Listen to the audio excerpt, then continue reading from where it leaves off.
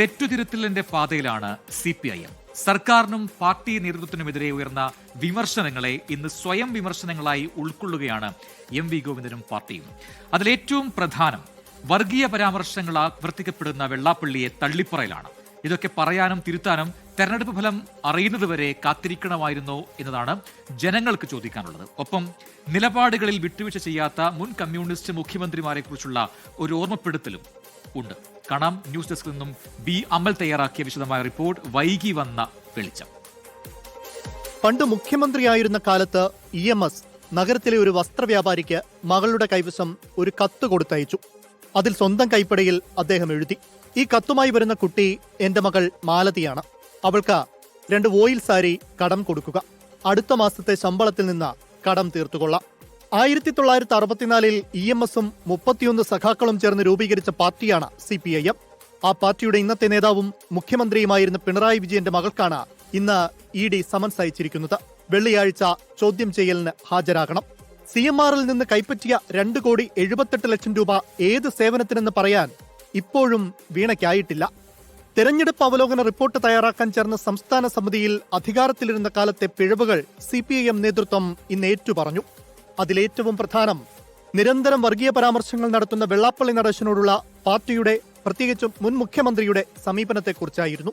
യോഗത്തിന് തൊട്ടു പിന്നാലെ വെള്ളാപ്പള്ളിയെ രൂക്ഷമായി വിമർശിച്ച P. ജയരാജൻ രംഗത്തെത്തി. കേരളത്തിലെ ഇപ്പോഴത്തെ SNDP യോഗത്തിന്റെ ജനറൽ സെക്രട്ടറിയാണ് വെള്ളാപ്പള്ളി നടേശൻ. ആ നടേശൻ ചെയ്യുന്ന ഒരു കൃത്യം നമ്മൾ ചരിത്രത്തിലൂടെ നോക്കുന്ന അവസരത്തിൽ യഥാർത്ഥത്തിൽ അദ്ദേഹം 2 തോണിയിൽ കാല് വെച്ചുകൊണ്ടുള്ള നിലപാടാണ് സ്വീകരിക്കുന്നത്. അല്ലേ? ഇങ്ങനെ 2 തോണിയിൽ കാല് വെക്കുന്നത്.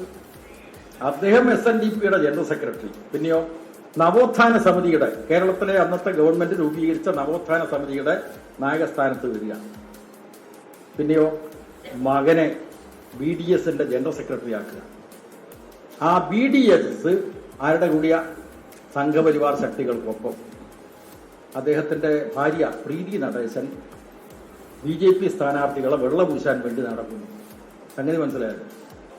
ഈ ബഹുമുഖ വേഷം അത് കേരളീയ സമൂഹം തിരിച്ചറിയണം എന്നാണ് എനിക്ക് പറയാനുള്ളത്.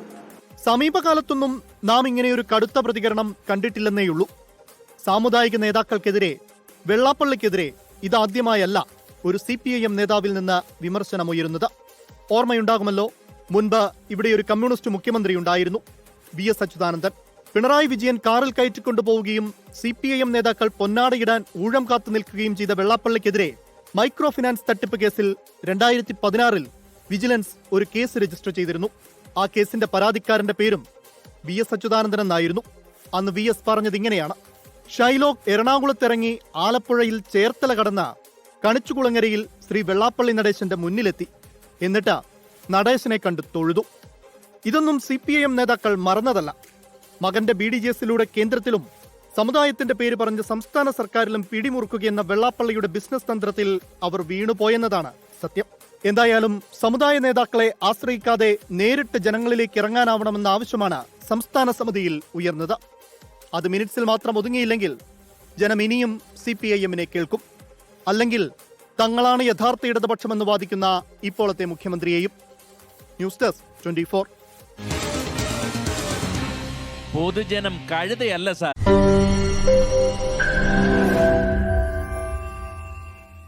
ലോകത്തെവിടെയായാലും ഏത് സമയത്തും 24 വാർത്തകളും ഓഗ്മെന്റഡ് റിയാലിറ്റി പാക്കേജുകളും എക്സ്പ്ലെയിനറുകളും വിശദമായി കാണാൻ ഞങ്ങളുടെ YouTube ചാനൽ നിങ്ങൾക്ക് സബ്സ്ക്രൈബ് ചെയ്യാം.